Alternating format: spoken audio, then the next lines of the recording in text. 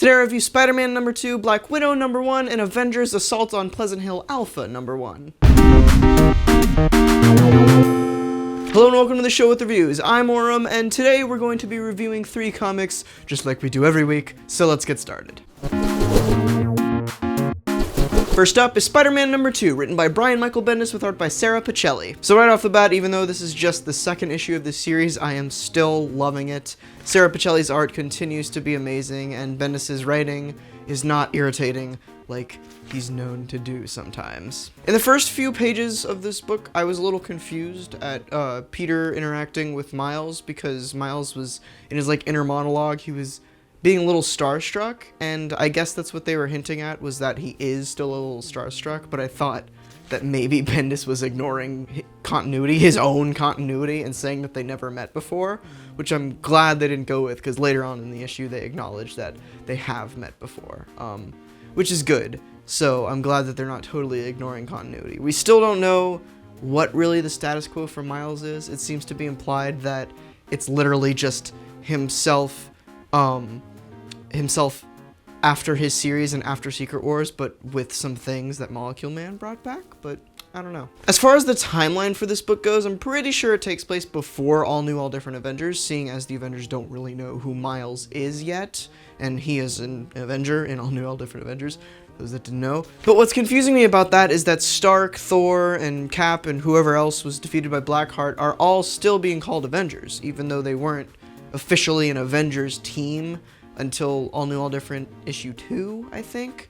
But I don't know, I guess maybe people are just saying, oh, those are characters that were Avengers in the past, so this is the Avengers. It could also just be Bendis ignoring continuity since he's not writing All New, All Different Avengers, Mark Waid is, but they did kind of give Miles his own introduction to the team in Mark Waid's book, whereas it's also being kind of treated as this is the point in time where Tony Stark specifically is like, hey, I like that Miles kid. He could be an Avenger. Speaking of Mark Waid,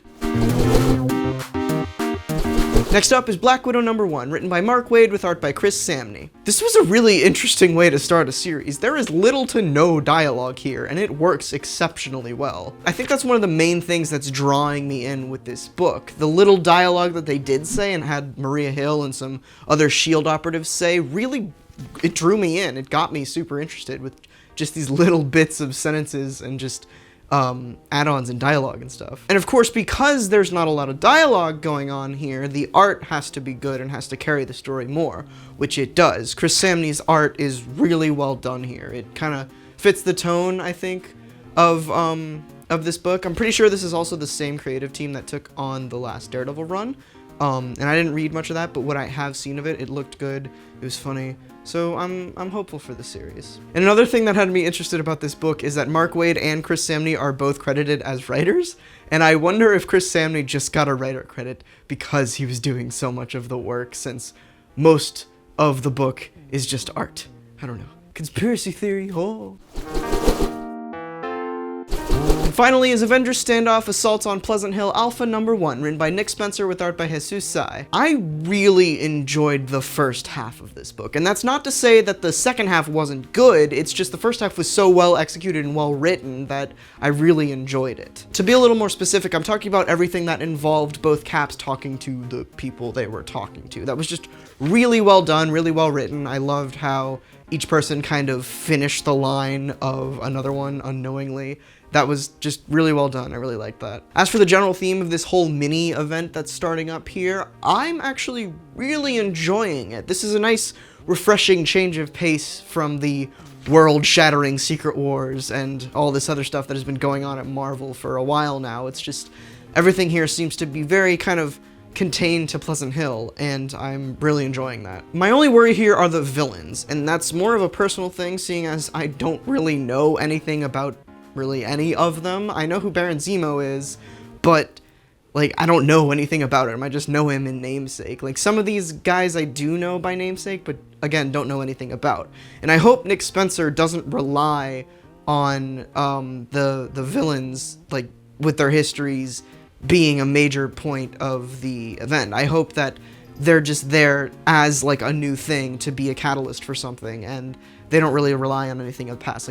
I hope Nick Spencer builds on these villains as new villains. Not new villains really, but as villains that you don't need to know much about. So their motivations still make sense and everything. My last critique of this is I'm a little confused as to why Maria Hill is being so jokey, and it's very confusing to me because Nick Spencer also wrote her in Sam Wilson Captain America, and she seemed 100% true to her character in that book. She was very serious and very, very hard-headed S.H.I.E.L.D. director in Sam Wilson Captain America, but here she's very jokey and lighthearted, and I'm the mayor of Pleasant Hill and all that. And I don't know if she's just trying to appease Steve Rogers and just is a little bit scared by him, but I don't know. Maria Hill just doesn't seem like the jokey, like the super jokey type like she was in this book. All in all, I'm loving this event so far. I do kind of hate that it's one of those book crossing events like the X-Men and the Guardians of the Galaxy do a lot, but I'm reading most of the books that are being tied into this event, so I can't complain too much, I guess. But those are all the reviews that I got for you this week. Let me know what you thought about what I picked up or what you picked up in the comments.